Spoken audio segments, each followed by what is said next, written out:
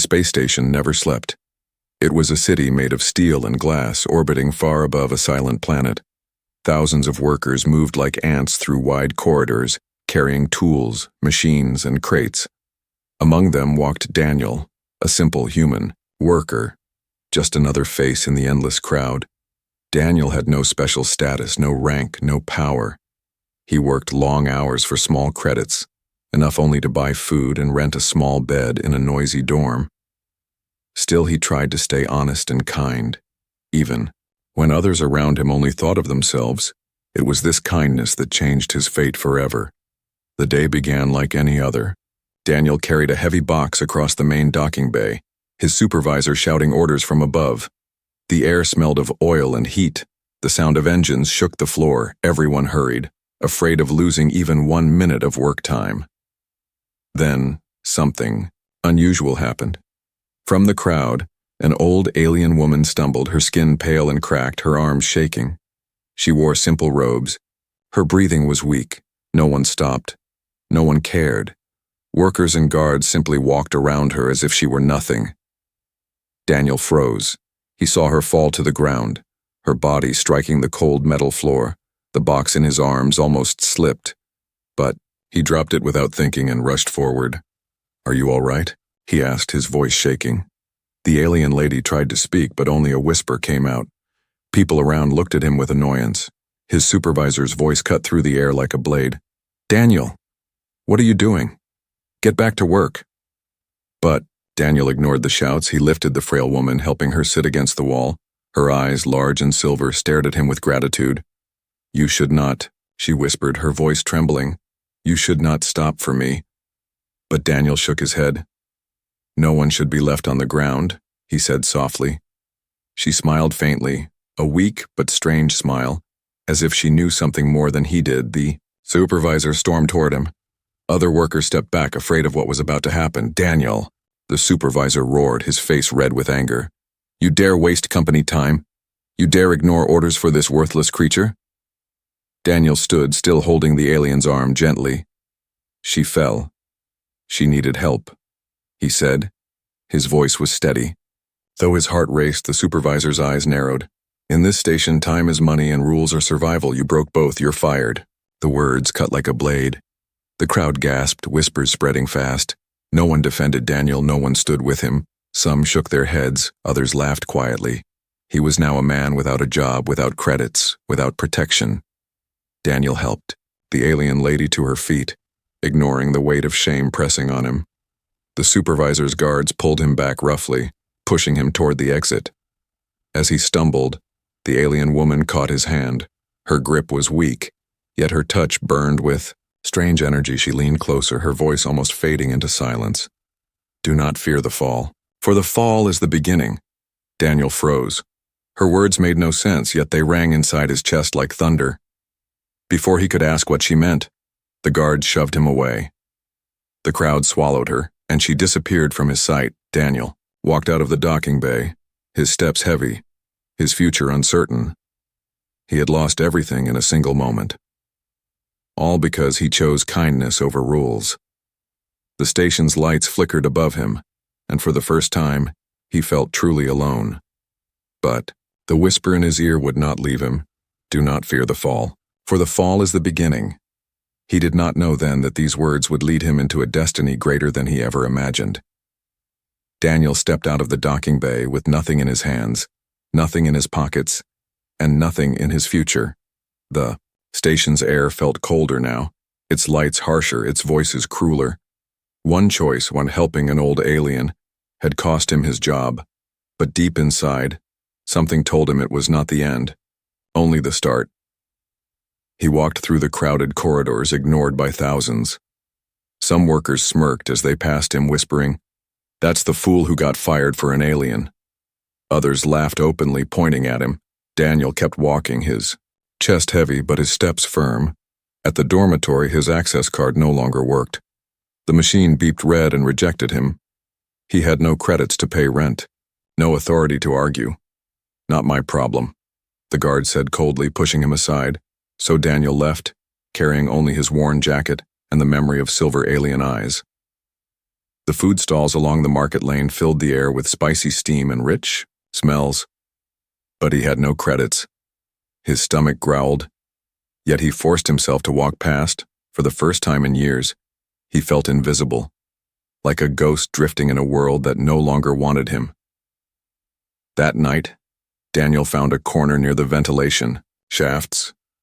He sat on the cold floor, hugging himself against the metallic chill. Above, the endless hum of engines echoed. He closed his eyes, but the old alien's words returned to him again and again. Do not fear the fall, for the fall is the beginning. What did she mean? Why whisper those words to him? A man of no importance. He shook his head, trying to clear the thoughts, but sleep would not come. Instead, something else came. Strange shadows moved at the edge of the corridor, figures with sharp outlines, watching, waiting. Daniel sat up quickly, his heart pounding, but when he looked straight at them, the shadows vanished. Only the empty hall remained. Stress, he muttered to himself. Just stress.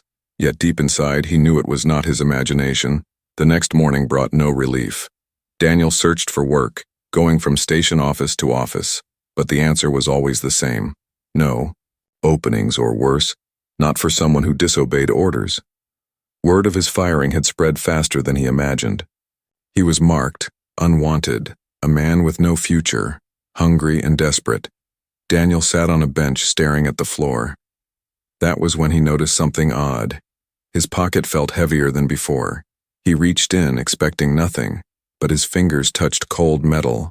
Pulling it out, he found a small device. No larger than his palm, it was smooth, dark, and glowing faintly with blue lines that pulsed like a heartbeat. Daniel froze. He had never seen such a thing. Had someone slipped it into his pocket? Then memory hit him. The old alien woman, her hand, gripping his for a moment before the guards pushed him away. Had she left this behind? He pressed a small symbol on the device. With a soft hum, it opened like a flower, light spilling out. A map appeared in the air above it, filled with symbols and moving dots. Alien writing glowed across the screen, words he could not read, but one part was clear. A line of light pointing to a location deep within the station. Daniel's breath caught. Why him? Why give this to a poor worker who had nothing? Before he could think further, a voice echoed behind him. Hey, that's not yours. Daniel turned. Two men stood in the shadows, tall, rough, and armed with shock batons, their eyes fixed not on him, but on the glowing device in his hands. Give it to us, one growled. Daniel's fingers tightened around the device, his instinct screaming danger. Why? What is this? He asked. The men smirked, stepping closer. You don't need to know, human, you just need to hand it over and walk away, or maybe you don't walk away at all. Fear surged through Daniel. He had no weapon, no strength to fight them, yet something inside him refused to surrender. If the alien woman trusted him with this device, then it must be important. More important than his fear. Without another word, he turned and ran. The chase tore through narrow alleys and crowded walkways. Daniel pushed past vendors and workers, his heart racing. Behind him, the men shouted, their boots pounding closer. The glowing device in his hand felt both heavy and alive. As if it knew he was in danger, he darted into a maintenance tunnel, breathing hard. The shadows followed, their voices echoing. You can't run forever, human. The device will be ours. Daniel pressed against the wall, clutching the object close to his chest. The alien's words burned again in his mind. Do not fear the fall, for the fall is the beginning. And in that moment, Daniel understood. He had lost his job, his home, his safety, but he had gained something greater. A mystery that others wanted, a secret that could not be ignored. His struggle had only just begun. Daniel did not stop running until his lungs burned and his legs shook. The tunnels twisted like a maze, pipes dripping, steam hissing from broken vents. He pressed his back against the wall, clutching the strange device to his chest. The voices of the men faded in the distance, but he knew they would not give up so easily. For a long moment, he stood there in silence, listening only to the hum of the station's heart. Then he looked at the object again, the thing the old alien had slipped into his pocket. Its surface still glowed faintly, symbols shifting like waves. He touched one of the marks and the air shimmered. A map appeared once more. This time the light grew sharper, clearer. It showed corridors he had never seen before, hidden paths buried deep inside the station. One point of light blinked brightly, as if calling him. Daniel's heart beat faster. This is not just a machine, he whispered. This is a key. He had no idea why the alien woman chose him. He was no hero, no soldier, no leader, but the device seemed to recognize him, obeying his touch as if it belonged only to him. Daniel followed the glowing line through narrow passages, past broken doors, forgotten storage rooms, and silent maintenance shafts. The deeper he went, the fewer people he saw, until at last he was walking alone through corridors thick with dust. It felt like stepping into the bones of a giant creature long dead. Finally, the map guided him to a sealed hatch. Its surface was old, rusted, covered in warning signs, the kind of place no worker ever entered. But the device pulsed warmly in his hand, and as he raised it, the hatch hissed open by itself. Daniel stepped inside, breath tight with fear and wonder. The room beyond was dark at first, then lights flickered to life, one by one, revealing walls covered in alien carvings, symbols stretched across the metal like rivers of fire. Glowing faintly, at the center stood a pedestal, and as Daniel approached, the device in his hand began to vibrate. When he placed it on the pedestal, the entire room awakened. Holograms flared. Voices in strange languages whispered in the air. Stars appeared above him, swirling in patterns too complex for human eyes. Daniel stood frozen, unable to breathe. He was inside something ancient, something sacred. The holograms shifted, showing images of tall, silver-eyed aliens, the same race as the old woman he saw them building, teaching, protecting, and then he saw war. Fire spreading through planets, fleets of ships tearing each other apart. The images ended with the silver-eyed people vanishing into shadows. The last figure looked almost exactly like the old alien woman he had helped. She raised her hand as if pointing at him, and then the vision faded. Daniel staggered back, his heart racing. What is this? Why me? But the room gave no answer. Only silence broken by the steady hum of power beneath the floor. Suddenly, a sharp sound echoed behind him. Footsteps, heavy and fast. Daniel spun around to see 3 armored figures entering through the hatch. Their helmets shone red, their weapons raised. Human, one of them barked. Hand over the device. Daniel's eyes darted to the pedestal. The device still glowed brightly, as if alive. He grabbed it and held it tight, shaking his head. I can't, he said. The soldiers laughed coldly. You don't even know what it is. Give it to us or you die. Daniel's heart pounded. He was trapped, unarmed. The soldiers stepped closer. Then the device pulsed again, brighter than before. A shockwave of light burst out, throwing the soldiers back against the walls. Their weapons clattered to the floor, sparks flying. Daniel stood frozen. The device in his hands felt hot, almost burning. It had protected him, not by chance, but by choice. Breathing hard, he realized the truth. This was not just a map or a key. It was a gift, one the alien woman had trusted him to carry. The soldiers groaned, trying to rise. Daniel did not wait. He ran past them, clutching the device. The hatch closed behind him with a hiss, sealing the chamber once more. He moved quickly through the tunnels, his mind spinning. He was being hunted, yet he had something worth dying for, something that could not fall into the wrong hands. Every shadow seemed alive, every whisper a threat, but inside his fear a new feeling grew. Determination. By the time he reached the main corridors again, Daniel knew his life had changed forever. He could not go back to being just another worker. The alien woman had chosen him, and the device had accepted him. Whatever destiny waited, he could not run from it anymore. Still, questions burned in his mind. Why him? Why trust a poor human with a secret that others were ready to kill for? And most of all, what was this bigger plan hidden inside the gift? Daniel looked down at the device, glowing faintly in his hands.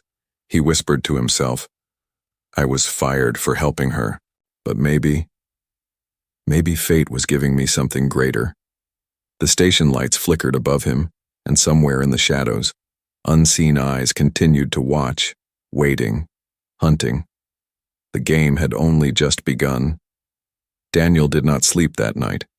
The device pulsed faintly in his hands as if breathing with him. He hid inside an abandoned storage bay, listening to the faint rumble of engines and distant voices. Every sound made him jump. Every shadow made his heart race. He needed help. Someone he could trust, and only one name came to his mind. Jonah. Jonah was another human, a mechanic he had known for years. They had shared food, traded favors, and even covered for each other during long shifts. If there was one person Daniel thought might believe him, it was Jonah when morning came. Daniel wrapped the device in his jacket and headed to the mechanic sector. The air there was thick with smoke, sparks falling from machines. Jonah was bent over an engine, his hands black with grease. He looked up in surprise when Daniel appeared. "Daniel, what are you doing here? I heard you got fired." Daniel gave a small, tired nod. "It's true. But something happened." He told Jonah everything. The old alien lady, her fall, the firing, the strange whisper, and finally the device. Jonah listened quietly, his eyes sharp. When Daniel unwrapped the glowing object, Jonah's mouth fell open. "What is this?" he whispered, reaching out. Daniel pulled it back slightly. "I don't fully know, but soldiers are after it. It feels important." For a long moment, Jonah stared at him. Then he forced a laugh, shaking his head. "Daniel, you've always been too soft, too good for your own survival. You should throw this thing away before it kills you." But his eyes kept returning to the device, hungry and restless. Daniel felt uneasy. "Please, Jonah, I need your help."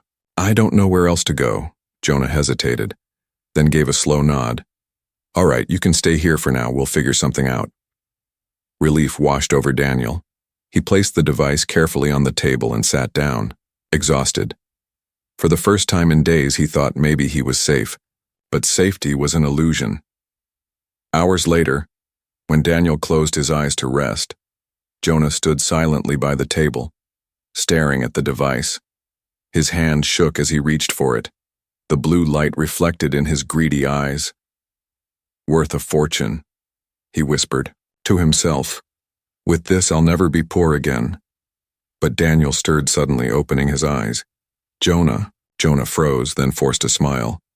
I was just looking at it." Daniel frowned, but before he could answer, a pounding noise echoed outside the workshop. Voices shouted. Armored boots stomped closer. Daniel's blood turned cold. "They found me?" Jonah's smile vanished, replaced by fear.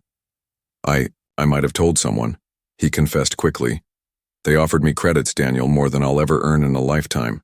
Daniel's chest tightened as betrayal cut deeper than any blade. "You sold me out," he whispered.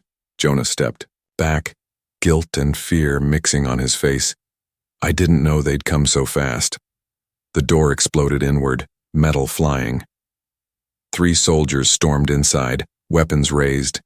Daniel grabbed the device instinctively, the light flaring in his hands. "Get him!" one soldier shouted. Daniel ran, his heart hammering. The workshop filled with smoke and sparks as weapons fired. He darted through the back exit, pushing past crates and fuel tanks. Behind him, boots thundered. Voices cursed. The chase had begun. The corridors of the station became a blur. Daniel sprinted past crowds, shoving workers aside. The soldiers followed without mercy, their armor clanging against the steel floor.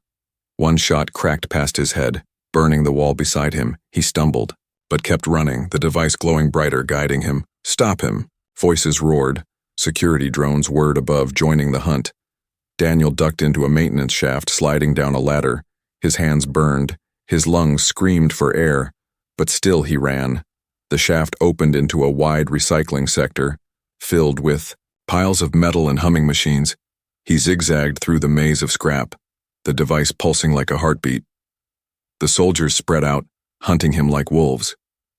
Daniel's breath came in ragged gasps. He tripped, fell, but forced himself up again. He could not stop. Not now. Suddenly, the device flashed, projecting a bright path across the ground. Daniel followed without thinking. It led him through hidden doors, sliding panels, narrow tunnels no worker had ever noticed. The soldiers shouted, in confusion as the path closed behind him. For the first time, Daniel realized the device was not only protecting him, it was leading him. He stumbled into an empty chamber, collapsing against the wall. The soldiers' voices faded in the distance, unable to follow.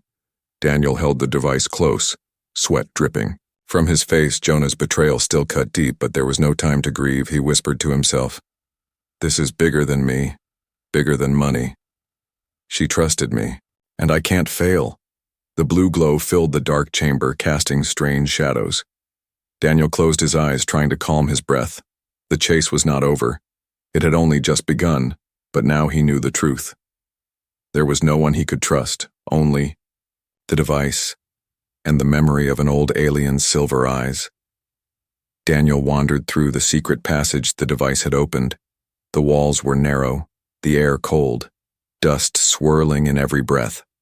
Behind him, the echoes of soldiers faded into silence. For the first time in hours, he felt a thin thread of safety, but safety was not enough. He needed answers.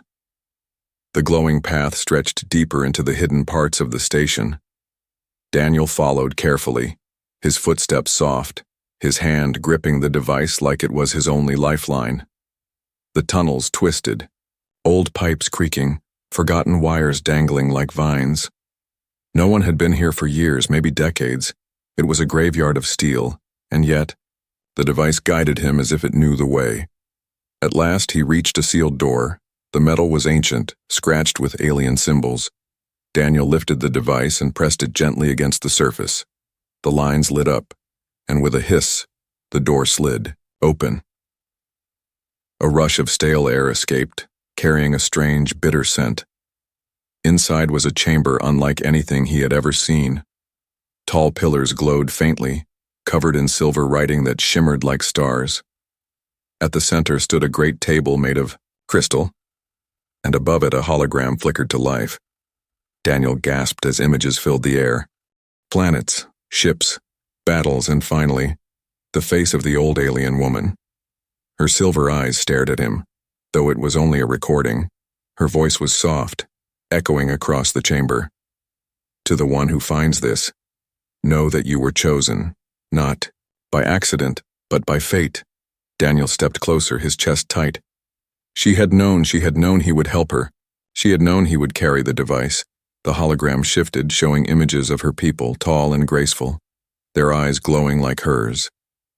"They were the Eldari," her voice explained, "guardians of balance, protectors of peace. We lived across many worlds, watching, guiding, but greed and war destroyed us." The vision darkened. Daniel saw fleets of warships tearing through the skies, planets burning. The Eldari fought bravely, but they were outnumbered, hunted. Their great cities fell, their voices silenced. Only a few escaped, hiding their wisdom in secret places. The old woman's voice grew weaker. "I am one of the last, and I cannot fight anymore, but I can pass the legacy to someone who still carries kindness in their heart." Daniel's throat tightened. She had chosen him, not because he was strong or skilled, but because he had stopped when no one else would, because he had cared. The hologram continued.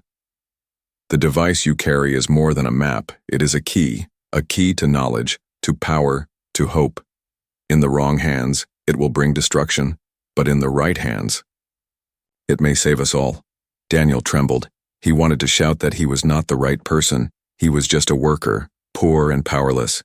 But deep inside, something told him otherwise. The moment he had lifted the alien woman, his life had already changed. The fall had been the beginning, just as she whispered. The chamber grew brighter as more holograms appeared. Strange symbols glowed on the pillars, shifting into shapes Daniel could almost understand. He saw images of alliances, humans and aliens standing together. He saw weapons of great power hidden deep inside the station. And then he saw something that froze his blood. A dark fleet approaching. Thousands of ships, their banners marked with fire, they were coming. And soon the hologram flickered, her voice breaking. "If you are hearing this, the enemy is close. They will hunt the key. They will hunt you." Do not fear the fall, for the fall is the beginning. The image faded, the chamber returning to silence. Daniel stood alone, the weight of destiny pressing on his shoulders. He touched the device again, its light steady and warm. It was no longer just a strange object. It was a responsibility.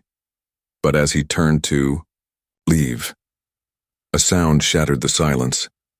Clapping, slow and mocking. Daniel spun around, his heart pounding.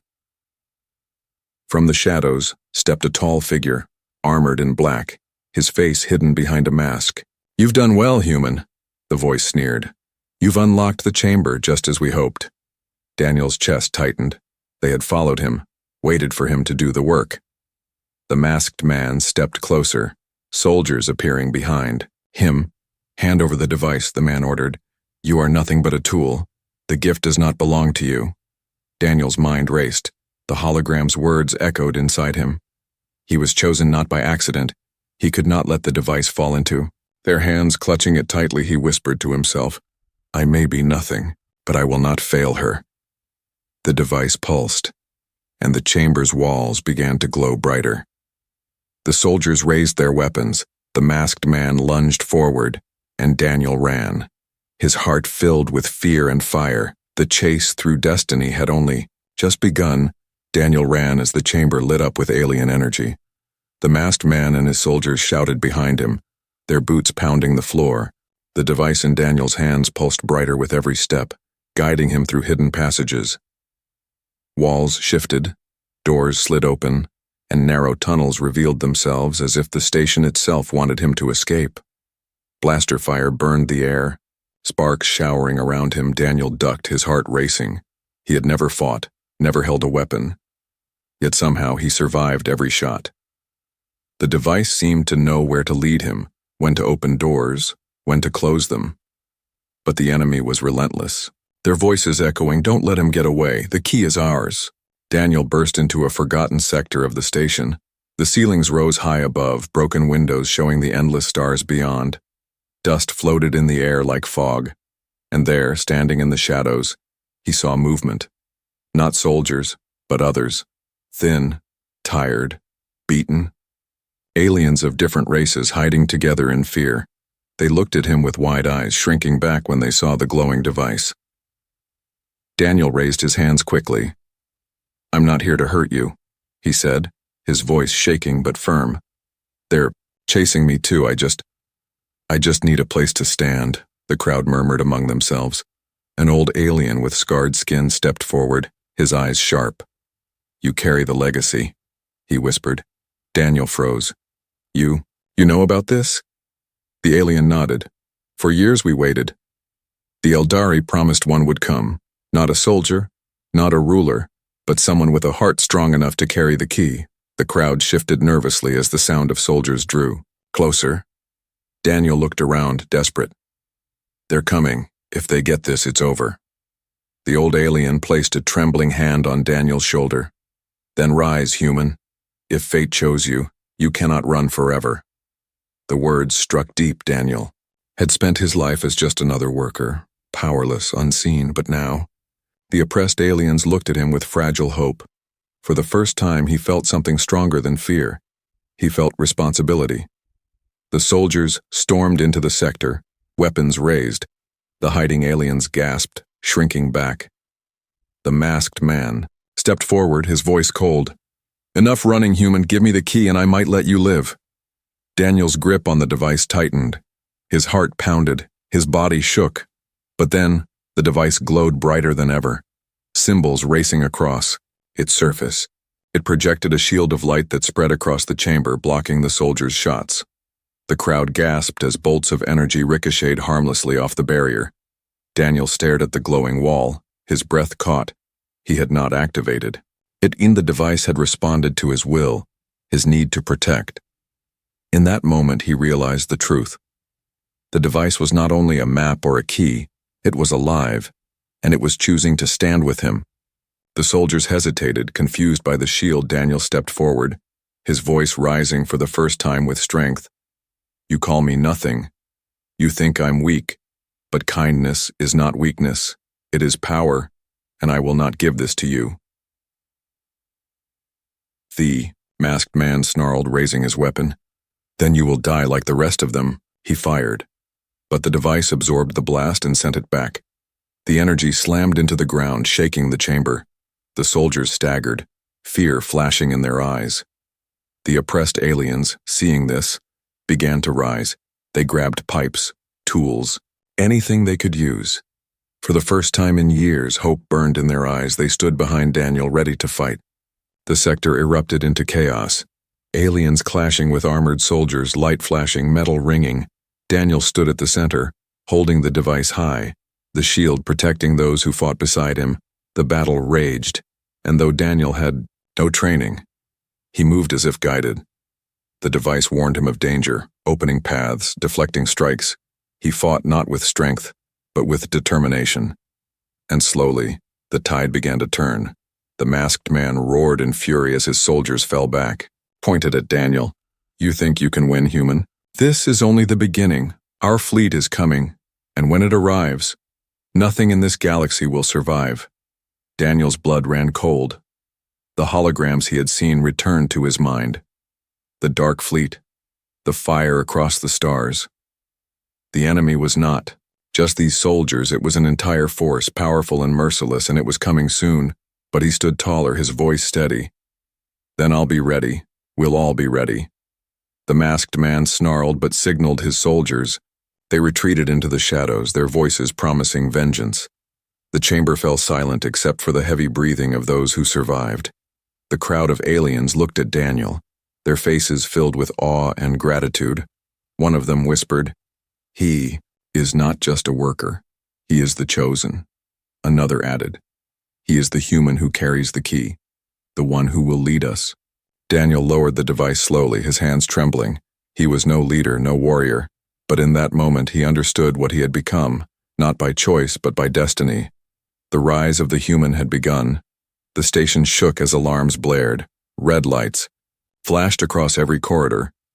The dark fleet had arrived. Through the cracked windows of the upper levels, ships filled the stars like a storm, their weapons glowing, their shadows stretching across the metal walls. Daniel stood among the frightened crowd, the device glowing in his hands. The aliens who had once hidden in fear now looked at him, waiting.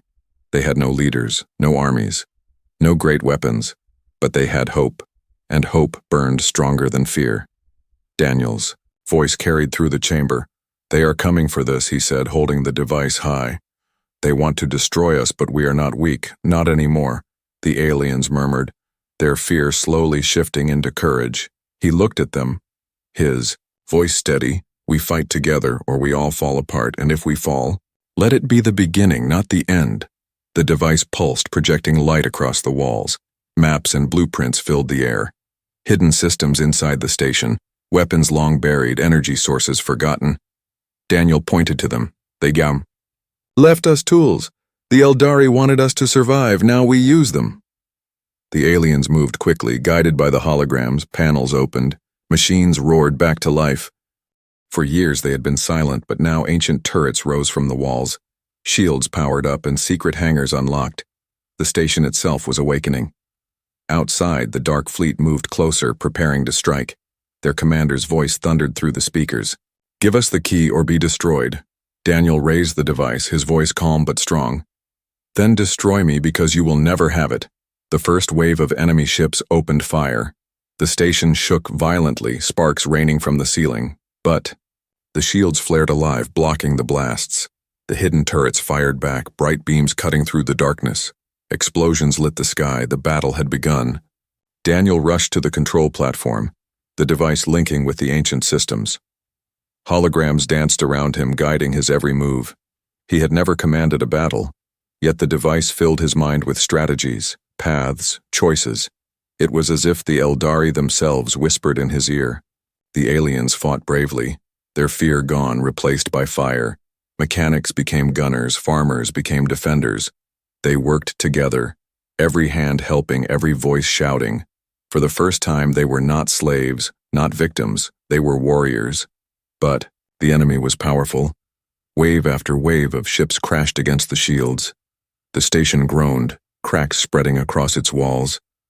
Daniel's hands shook as he guided the defenses, sweat running down his face. The masked man's voice echoed again, cruel and mocking. "You can delay us, human, but you cannot stop us. Fate is already written." Daniel's grip tightened. "No," he whispered. "Fate is not written. It's chosen." The device flared. Brighter than ever, a surge of energy spread through the station. Systems long dead roared back to life. Ancient weapons unfolded like wings, and deep within the core, a hidden engine began to pulse. The station was no longer just a shelter. It was a fortress, a beacon. The final wave of enemy ships advanced, larger and deadlier. The masked man's flagship loomed, its shadow swallowing the stars. Daniel felt the weight of destiny pressing on him. If he failed now, all would be lost. He placed the device into the core. The chamber shook as light filled every corner. The hologram of the old alien woman appeared one last time, her silver eyes soft but strong. "You have carried the key well. Now carry the fire. Do not fear the fall, for the fall is the beginning." Daniel closed his eyes and whispered, "I will not fail you." The core exploded with light spreading across the station and beyond. The enemy fleet fired, but their blasts dissolved into the wave of energy. One by one, their ships fell, torn apart by the ancient power. The flagship cracked, fire spreading across its hull. The masked man's final scream echoed before silence swallowed him. When the light faded, the stars cleared. The enemy fleet was gone. The station floated wounded but alive, its people cheering, their voices rising like thunder. Daniel staggered, his body weak, his hands trembling. The device now lay quiet, its glow fading. He had given it everything, and it had given everything back.